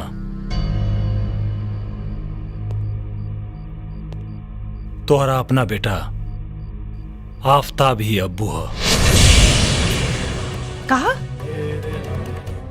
आफताब? हाँ माई, ना हम सच कहता नहीं। ये ना हो सकेला, ना ऐसा ना हो सकेला। कहता ही झूठ बा, कहता ही झूठ बा, झूठ भाई। यह सच्चा माई।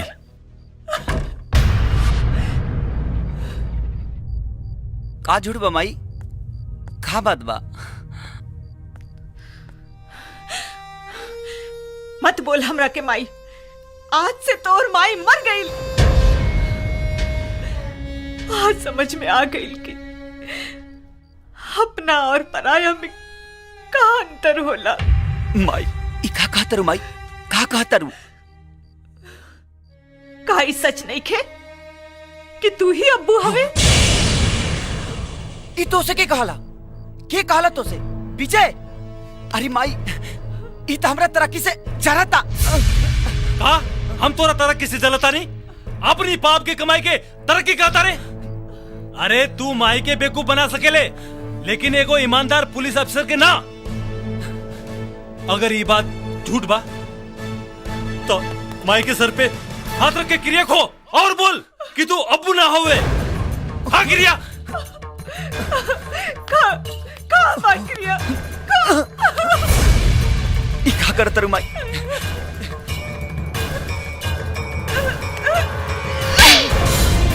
तोहरा जैसन मुसलमान गलती करेला और दुनिया के सारा मुसलमान कौम बदनाम होला। अरे हमार लाड़ प्यार में कौन कमी रह गई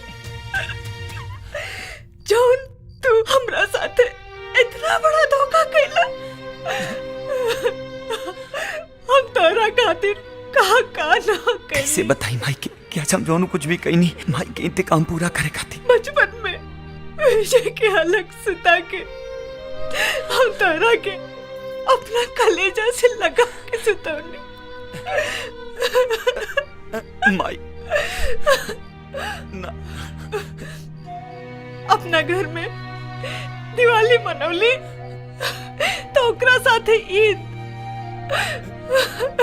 एक तरफ होली मनौली तो एक तरफ रमजान,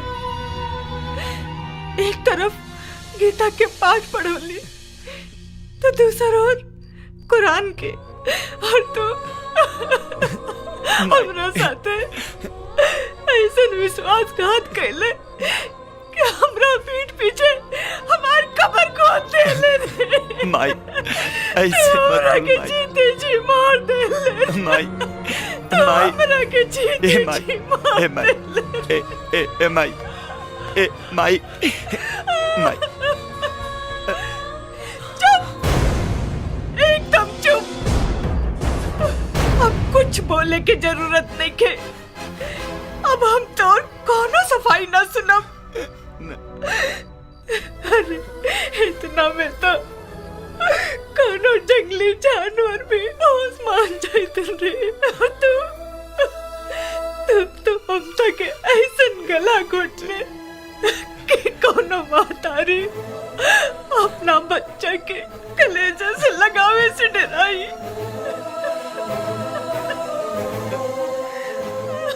ए माई ए माई विजय ले चल हमरा के यहाँ से, नहीं तो एक पाप से बनल छत के नीचे हमार दम घुट जाई।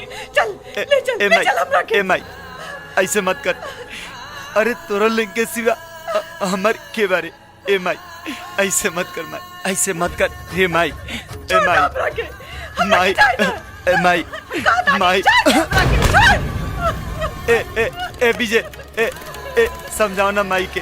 ए विजय विजय आफ्ताब पैर छोड़ हमार। ए विजय आफ्ताब पैर छोड़। समझाओ ना माई के ते। हम करता नहीं, पैर छोड़। माई अरे जा लो सब लोग, सब जा यहाँ से। हमके केहू ना चाहिए। अरे आज तू लोग अपना और पराया में फर्क डाल देला। हमके केहू ना चाहिए, ना चाहिए। हमके सजा मिले के चाहिए, मिले के चाहिए। चलो हमके मारे दा।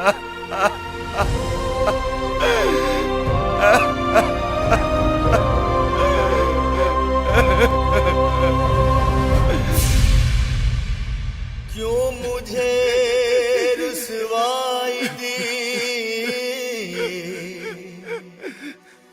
क्यों किया मुझको जुदा, क्या मेरे इस बंदगी में थी कमी मेरे खुदा।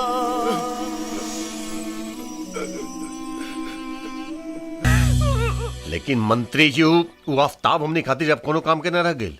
कानून के नजर में ससुरा के चेहरा आ गइल बा। अगर ओकरा बारे में कुछ सोचने लग गइल ना तो बहुत डेंजर हो सकेला हमने के खातिर। और ऊपर से ओकर भाई विजयिया ससुरा कानून के रखवाला समझेला अपना आपके। अच्छा होइत विजयिया आफ्ताब बा के ठोक देले रही। शांत हो जा भानु प्रताप, शांत हो जा। राजनीति करे वाला का इतना गुस्सा शोभा ना देला। सब ठीक हो अरे जाएगी। का खाक ठीक हो जाए। उदीने बोले रहले कि शुक्ला के बेटा के मार मारियो ने पहला ससुरा वल्लस के निशाना चुक गेल हमार निशाना उसाना ना चुकल विजया के देख के फट गेल ओकर।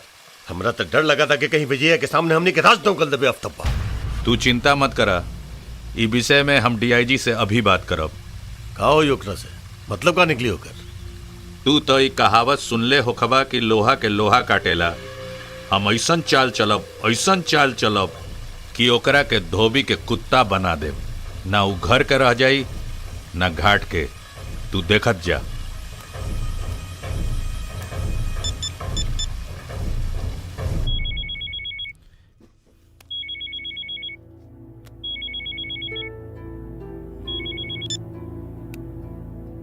हेलो हेलो डीआईजी साहब। हाँ मंत्री जी। सुना है कि अब्बू के चेहरे के पीछे आफताब निकला। एक्सक्यूज मी मंत्री जी, 1 मिनट प्लीज।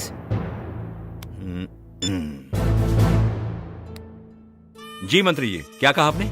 मैंने कहा है कि अब्बू के चेहरे के पीछे आफताब निकला है। बिल्कुल ठीक सुना है मंत्री जी आपने। तो फिर क्या सोच रहे हो? सोचना क्या है मंत्री जी, कागजी कार्रवाई के बाद उसको गिरफ्तार कर लेंगे बस। गिरफ्तारी क्यों, एनकाउंटर क्यों नहीं? सर मैं कुछ समझा नहीं। अरे भाई, रोज इतने एनकाउंटर होते हैं शहर में, एक और सही मार दो इसे, तुम्हें मुंह मांगी रकम मिल जाएगी। लेकिन सर। लेकिन वेकिन कुछ नहीं, समझदार हो, जैसा कहा गया है वैसा ही करो, समझ गए? सर वो हेलो हेलो। अरे वाह मंत्री जी, तू तो सही में ओकरा कुत्ता बना देला हो। भानु प्रताप, राजनीति में जेकर कुर्सी जितना ऊंच होला उतना ही ऊ नीचे होला।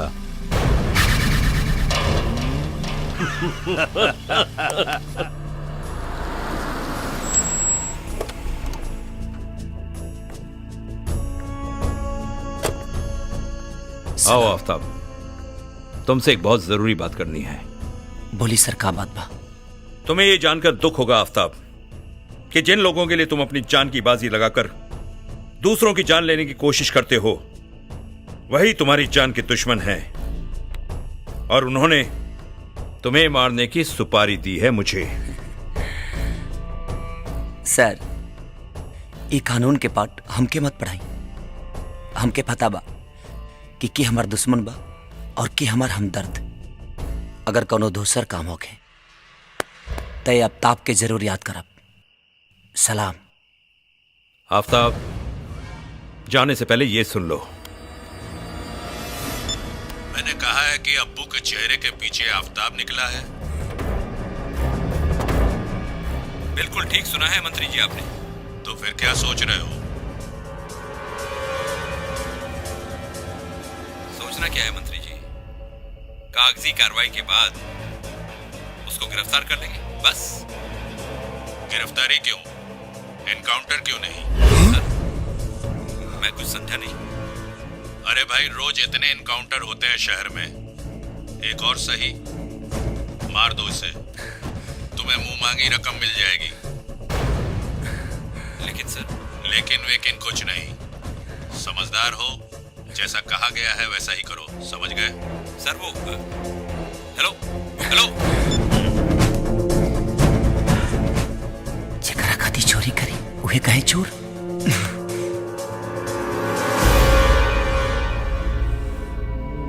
मेरी सलाह मानो, अपने आप को कानून के हवाले कर दो, सरकारी गवाह बन जाओ। मैं तुम्हारे साथ हूं। सर, अब वो अपन काम करी और आज से आफ्ताब अपन काम करी।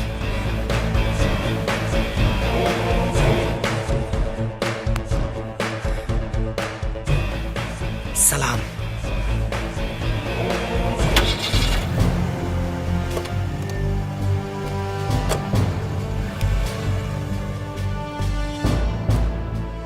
हम पुलिस वाले लोहे को लोहे से काटना बहुत अच्छी तरह जानते हैं।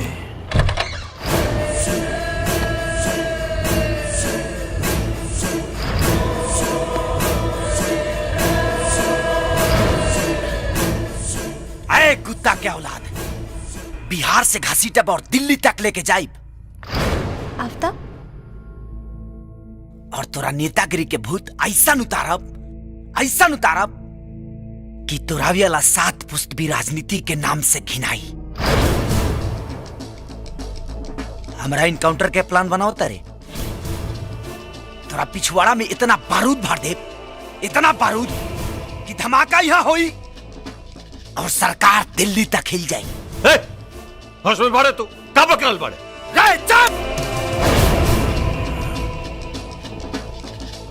ना तो तोरा बॉडी में इतना छेदा करब कि डॉक्टर भी कंफ्यूज हो जाए कि कौन छेदा कौना काम आवेला। और सुन, ते और तोर होम मिनिस्टर पूरा ताकत लगा दस अपना सुरक्षा खातिर। कैसे कि तहनी के पीछे अब तहनी के मौत के साया बन के मंडराइब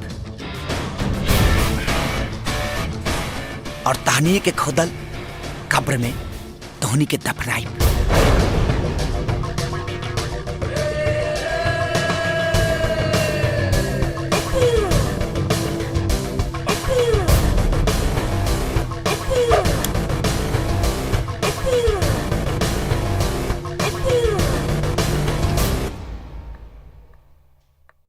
बाबूजी, देख ले बेटी, देखी है आफ्ताबा कैसन धमकी देके गेल बा हमरा। और तू बेटा एकरे से प्यार करे ले। अरे ये भाई ससुरा के सच्चाई तो राउर भी हमरा सामने आ गई बाबूजी। राउर चेहरा के असलियत हमरा सामने आ गई बा। आफ्ताब गलत नहीं खे, आफ्ताब के गलत बनौले बानी रहुआ। केहू काटा बोई तो फल कहाँ से खाई बाबूजी। जैसन कहले बानी वैसे ने भोगे के पड़ी। हम आफ्ताब के साथे बने। चुप एकदम चुप, हाँ? एकदम चुप। हमरे जन्मला हमरे के सिखावे चलन। चुप पग यहाँ से।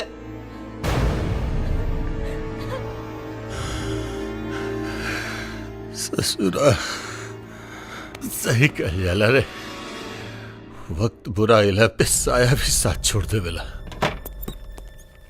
इंस्पेक्टर विजय। यस सर। एक गुप्त सूचना के आधार पर हमें यह खबर मिली है कि चुनावी सभा को संबोधित करते समय आफ्ताब होम मिनिस्टर और विधायक भानु प्रताप दोनों को मारने वाला है। सुरक्षा के चारों तरफ कड़े इंतजाम करवा दो और हो सके तो आफ्ताब को रंगे हाथों गिरफ्तार करो। यस सर, मैं आपको विश्वास दिलाता हूं कि मैं आफ्ताब को किसी भी कीमत पर गिरफ्तार कर लूंगा।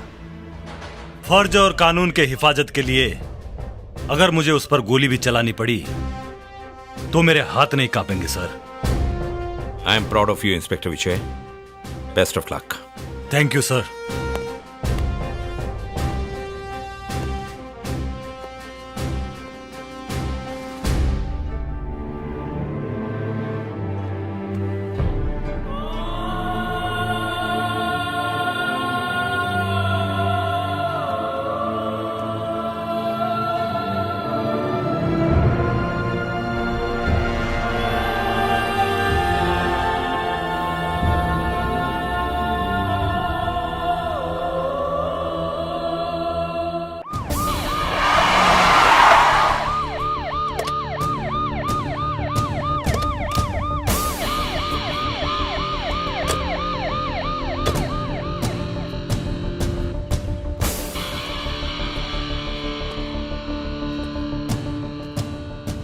बोल काहे खाती बोलौले हा?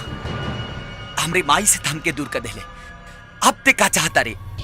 देख भाई, पुलिस के पता चल चुकल बा कि तू होम मिनिस्टर और विधायक भानु प्रताप के मारे वाला बाड़े। अपने आप के कानून के हवाले कर दे, ना तो एकर परिणाम अच्छा ना होई। ते हमके धमकी देता रे कि सलाह? अगर धमकी देता रे तो तोरा धमकी से हमरा पर कौनो असर पड़े वाला नहीं के, और सलाह देता रे तो ओकर कौनो जरूरत नहीं के। ते अपन काम कर, हम अपन करब, चाहे ओकर परिणाम कुछ भी होके। तो सुन, भाई के नाते समझावल हमार फर्ज रहे।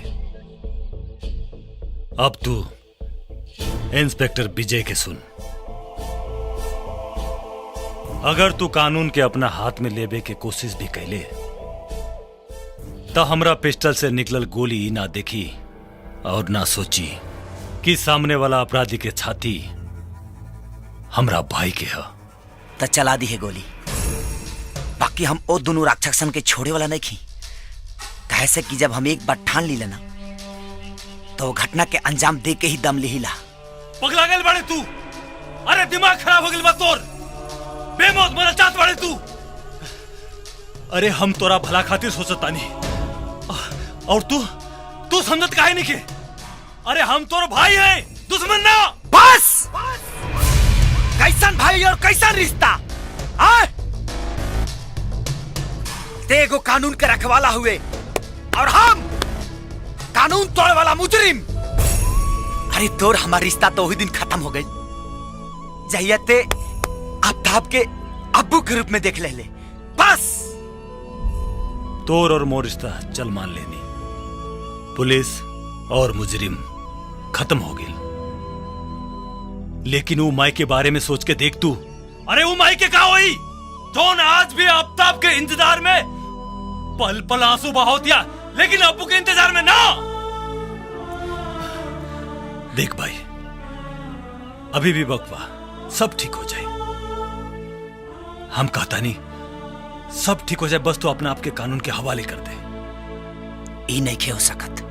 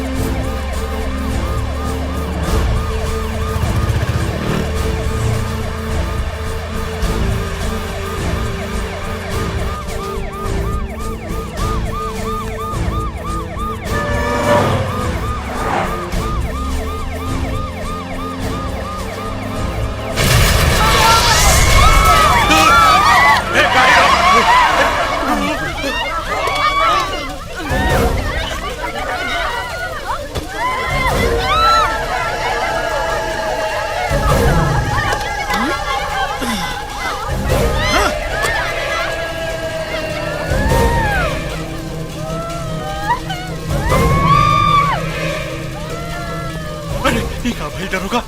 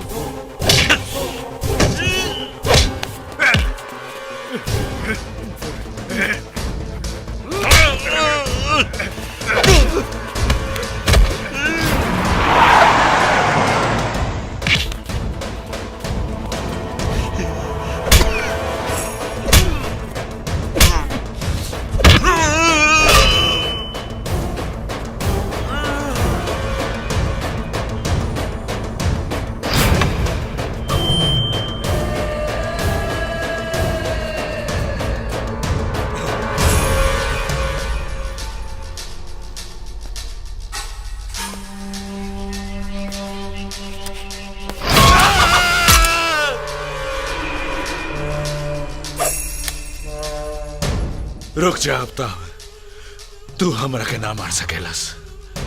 तू शायद नहीं खस जानत कि तोरा माइक के नंगा वीडियो आजो हमनी भिरी बा। एने तू हमरा के मरबे और काल पूरा बाजार में वो सीडी फैल जाई, याद रखिए। आफ्ताब भाई, ई सीडी मिल गई, ठोक दो सर। ना आफ्ताब ना।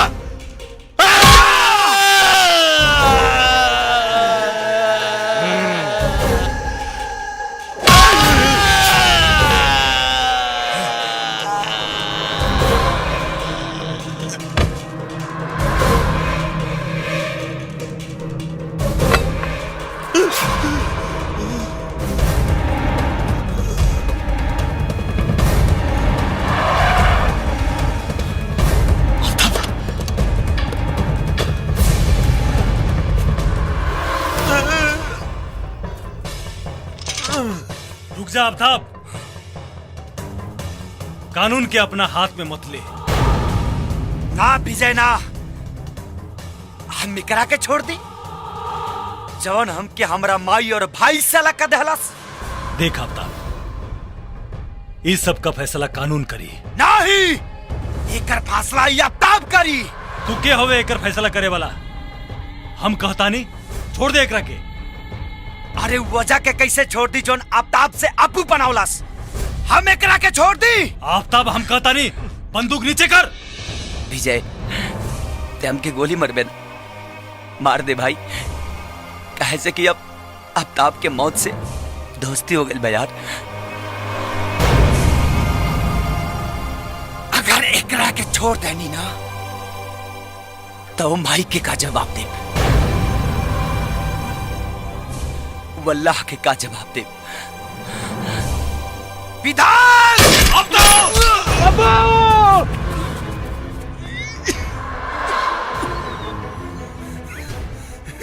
बेटा मत जाओ कर पीछे, अगर कोनो गलती नहीं के मुझे भी खेलस सब हमरा इशारा पे के भाई।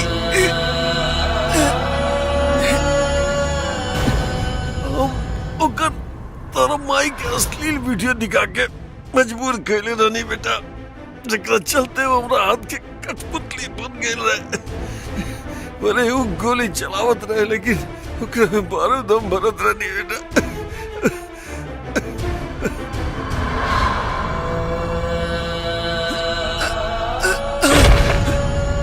माई ओकरा कोनो गुनाह नहीं के, ओकरा माफ कर दे बेटा।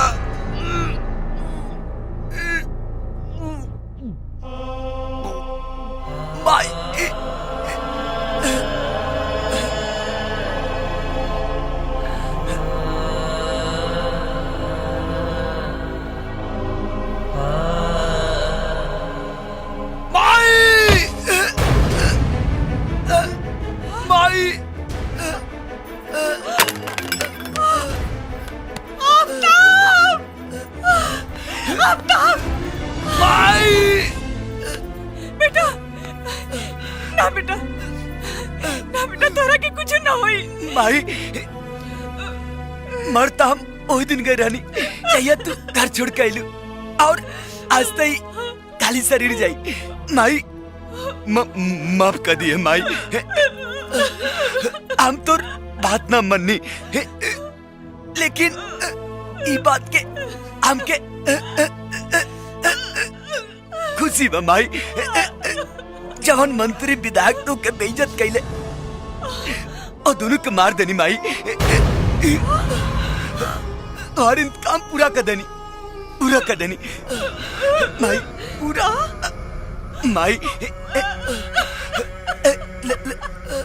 हमके कौनो अफसोस नहीं के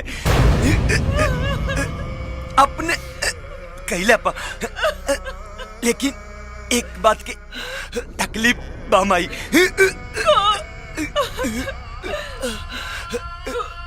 पूरा ममता के आंचल भी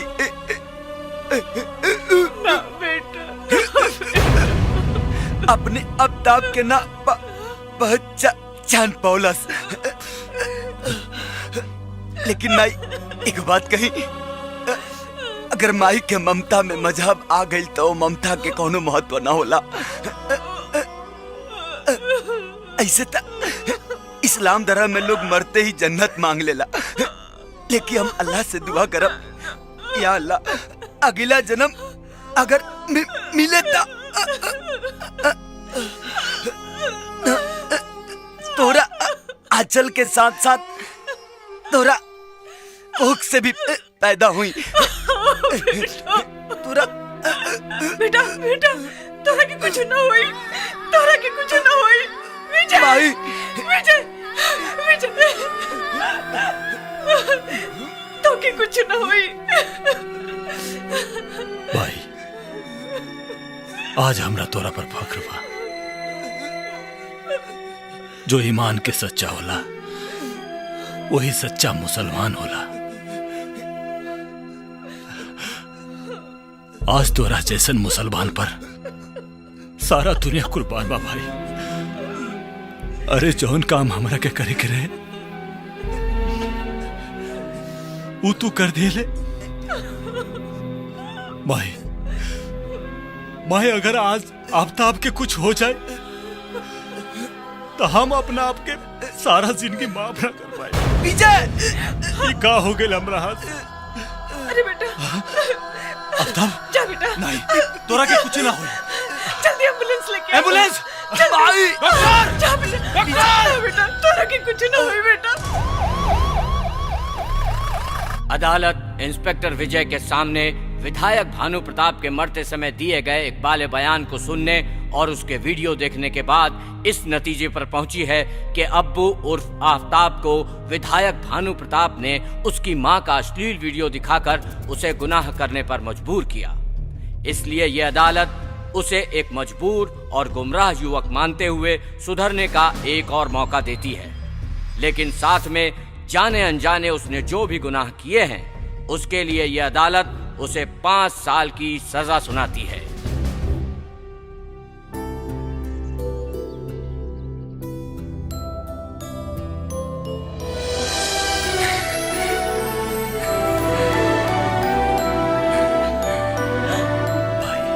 सलाम भाई।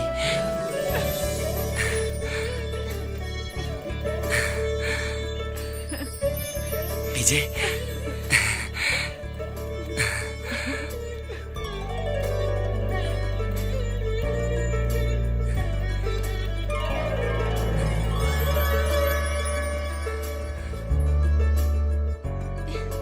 अरे यार अब तू लोग जाला हमारे के हनीमून के तैयारी करे दलो।